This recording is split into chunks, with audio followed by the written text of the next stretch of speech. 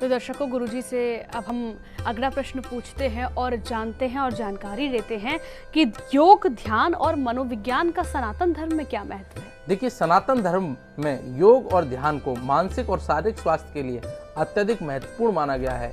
योग केवल शारीरिक व्यायाम नहीं है, बल्कि यह मन, शरीर और आत्मा का संतुलन का साधन है।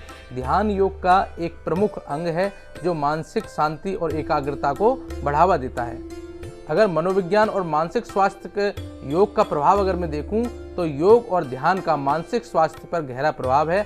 आज के समय में उन्माद, अवसाद और चिंता जैसी मानसिक समस्याओं के समाधान के लिए योग और ध्यान को अत्यधिक प्रभावी माना गया है। योग के अभ्यास से शरीर में एंडोर्फिन और सकारात्मक हार्मोन का स्राव होता है, जिससे मानसिक शांति और खुशी की अनुभूति होती है।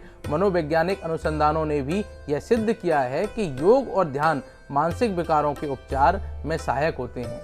आधुनिक अनुसंधानों में योग और ध्यान की भी स्वीकृति दी गई है और आधुनिक विज्ञान ने भी योग और ध्यान को प्रभावशाली रूप से स्वीकार किया है। कई विश्वविद्यालयों में, शोध संस्थानों में योग और ध्यान पर व्यापक अनुसंधान किए गए हैं, जिससे यह सिद्ध हुआ है कि ये विधियां न केवल मानसिक और शारीरिक स्वास्थ्य के लिए लाभकारी हैं, बल्कि दीर्घायु और जीवन की गुणवत्ता में भी सुधार करती हैं।